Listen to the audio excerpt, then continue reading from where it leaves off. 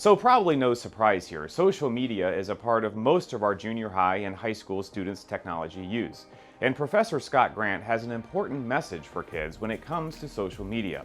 So we had him speak to our students at both Marymount Junior High School and Marymount High School. And I had a chance to chat with Professor Grant about his message, and it starts with a reminder that every time we post to social media, we are building our personal brand. So Jeff Bezos says that your brand is what people say about you when you're not in the room. How does this apply to our students in their digital lives? Yeah, I think a lot of kids, because they're consuming and interacting with people so much online, there's a conversation that's occurring, and it's so easy for their next steps. I usually tell people you have 3 doors you're walking through. You're going to college, you're getting a job, or you're going to join the military. And every single one of those kids, when they come to them, part of their story is already going to be read, right? That brand is already being developed by everything that they're doing online.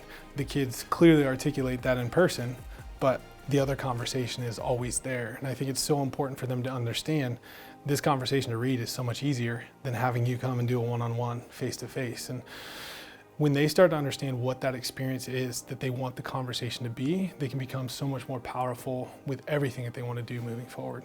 So how easy is it for colleges and employers to find that digital footprint that our students are leaving?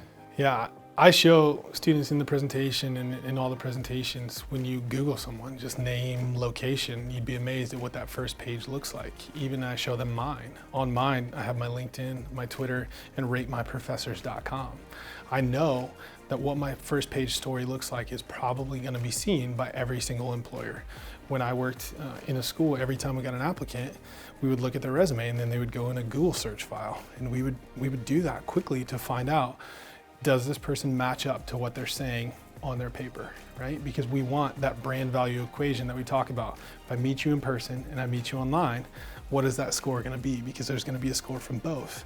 And it's so easy because of how often kids are using social media to find it. It busts through all the algorithms. It's going to show up. And honestly, it's not hard at all. Professor Grant stressed that when used purposefully and intentionally, social media can be a positive. So how is it that we help students then create a plan to be more successful at all this? I think it's just like business, and students have to think of themselves as a mini business, right? If kids can figure out what their purpose for social media is, right? What's the actual purpose on why they're using it, and get really, really clear on that, then they can build a plan. How often am I going to post? What am I going to post about? What are those key value points that I want to be seen? And then ultimately clearly articulate the value that they provide to themselves and other people online.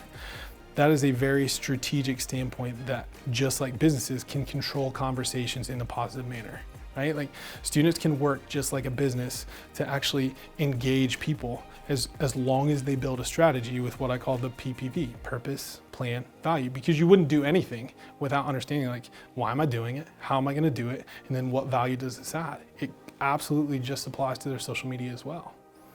So how is it that social media can be a positive for our students and what they want to accomplish? Yeah, I think the majority of them have great stories, right? And they have these great cover letters and resumes and things that they're doing. They're spending time as part of teams, as part of different groups. And then they use social media as this completely disconnected element, which it should be an extension of who you are, right? Like social media is there to engage and socially network with other people that you're going to interact with throughout your life. So for the students, if they can really understand, like, I'm doing all these things, I'm spending time on social media, why would I not extend the great things that I'm already doing and the positive value that I can add right here? Because this is where so many people are consuming my brand, who I am and who I want to clearly be. And I think if they can get to that point, then everything else can get a little bit easier, because there aren't roadblocks of things that have no strategy or purpose. So what's your advice then for our students to get started in using social media? Yeah, so today and with every presentation, we start building a strategy just like I would with a business. You know, we break down, what do they want the experience to be, right? 3 words, what do you want the experience to be when you interact with somebody or somebody interacts with you online, but also in person? What social media platforms are you currently using? And then making sure, if you're gonna post something about this experience you want, right? Does it align as you go through and build that strategy? With my college students, we will literally build out a 2-week strategy on, here's my brand, this is what I want my experience to be, This is how I'm engaging with other people. What do those posts look like to make sure that I am absolutely on brand every time that I post? Just like a business would, just like a school would, a person can do the exact same thing and add a lot of value to themselves moving forward. For more information and resources, visit MariemontSchools.org and check out the Growing Up Digital page within the technology section of our website.